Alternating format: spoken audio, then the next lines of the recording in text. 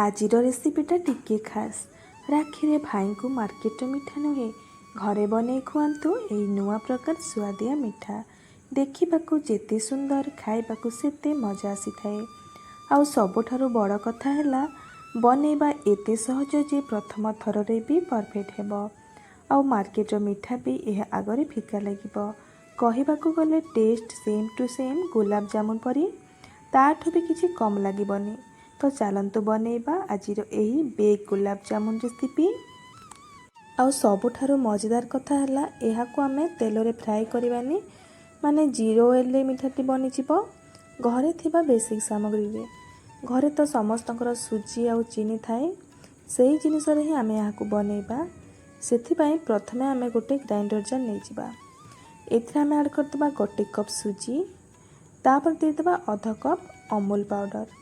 यह ऑप्शनल अच्छी आपण मान पाखे जब अवेलेबल अच्छे ऐड करेंगे जदि ना या स्किप करेंगे।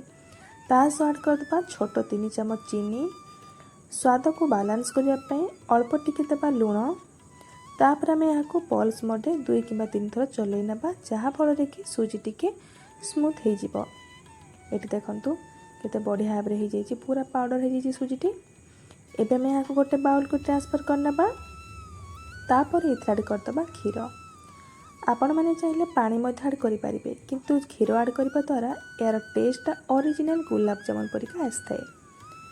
क्षीर को एकाथरक ऐड करवानी केते क्षीर यूज है पर कहबी आपण मैंने भिडियो रे बनी रुहतु। आम ये अल्प अल्प क्षीर ऐड करी एमती गोटे थिक वाला टेक्सचर बनैबा। आपण मैंने देखी जानी पार्थे टेक्सचर टी केमती अच्छी। ये देखंतु गोटे कप सुजी पाई एठी मोर अध कप क्षीर यूज होती। ये सुजी को फुलियापाई माने रेस्ट पाई छाड़देबा 10 ରୁ 15 मिनट पर्यंत से भितर देखंतु सुजी टी केते परफेक्टली फुली जाइए। आ गोटे कथा एठी मो क्षीर को हल्का गरम करके नहीं आपण माने यदि पानी ऐड करेंगे पानी को मत हल्का गरम करने जहाँ फल कि सुजी भी भल भाव फुलवा सहित आम जो मिल्क पाउडर यूज करते भल भाव ये सुजी सहित मिसी पार। एठी मिक्सचर टी बहलिया देखा जाउची एथिरे आमे आउ गोटे चमच क्षीर को ऐड करदबा और यहाँ भल भाव गलई नबा एमती कंटिन्यूअसली गोटे कि 2 मिनट पर्यंत गलई नबा। ये देखंतु पूरा चिकन हो जाइए स्मूथ हो जाइए सुजी गुड़ाक माने भल भाव बतरी जाइए। एथिरे आमे गोटे छोट चमच खाइबा सोडा को ऐड करदबा। आपण माने चाहिए सोडा जगह इनो को मध्य यूज करेंगे बहुत बढ़िया रिजल्ट आसी थाए। तापर ये सोडा को एक्टिवेट करने गोटे चमच क्षीर को देदबा। आपण मैंने चाहिए भिनेगार कि लेंबू रस एमती गरम पानी ऐड करेंगे और भल भाव गलई नबा। देखंतु एठी हमर गुलाब जामुन बनायापाई आमर टेक्सचर टी मिश्रण टी परफेक्टली रेडी हो जाइए। टोटाल एठी गोटे कप सुजी पाई मोर एठी यूज है गोटे कप क्षीर।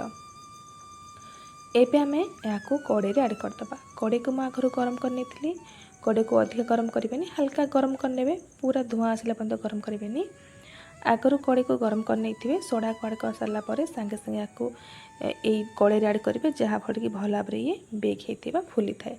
जदि अधिक समय बाहर रखीदे भल भाव ये बेक होनी। ये बेक होगापी सीझापी अधिक समय लगी न थाए 5 कि 6 मिनट ही भल भाव बेक हो जाए।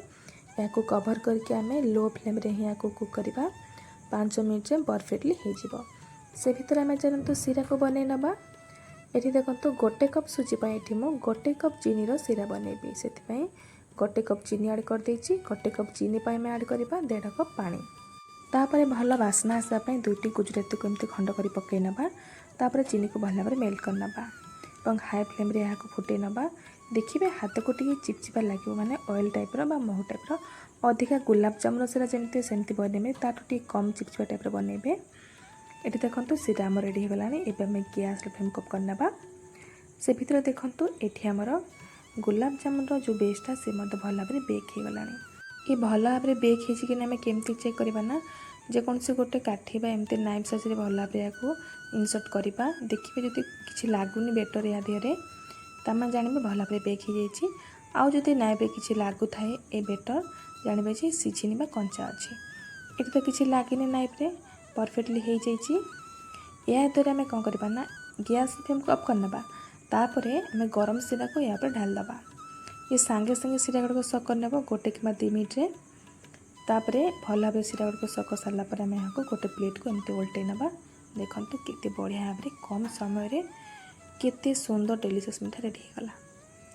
भीतर पर्यंत पूरा जाइए सीरा गुड़ाक परफेक्टली केते जूसी देखंतु आपण मैंने ये कटिंग देखिए जानीपे केते सहजरे कट हो जाऊँगी।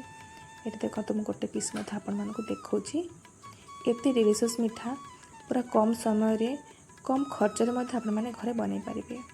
मार्केट रू मिठा न किणिकी एमती घरे बन खातु। एथर राखी निश्चय बनातु बा अन्य जेकोसी समय फेस्टिवल बनातु खातु देखिए बहुत टेस्ट लगी था।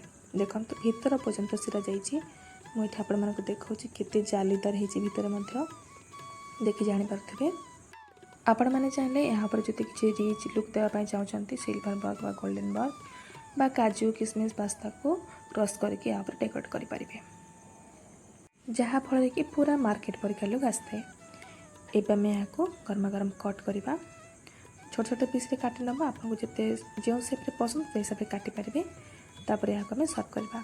आपण मैंने चाहिए यहाँ बहुत दिन पर्यंत फ्रिज स्टोर कर रखिपारे खाईपारे। बहुत दिन पर्यंत रही थाए बहुत टेस्टी मत लगी थे। तो आपण मानक आज मीठा रेसिपी केमती लगे मत कमेंट निश्चय जनइबे। आउ जदि भल लगी थे मो चैनल को लाइक सब्सक्राइब करदेवे। रही सांग मैंने देखा आ गोटे नुआ रेसिपी सहित नुआ वीडियो। धन्यवाद। जय जगन्नाथ।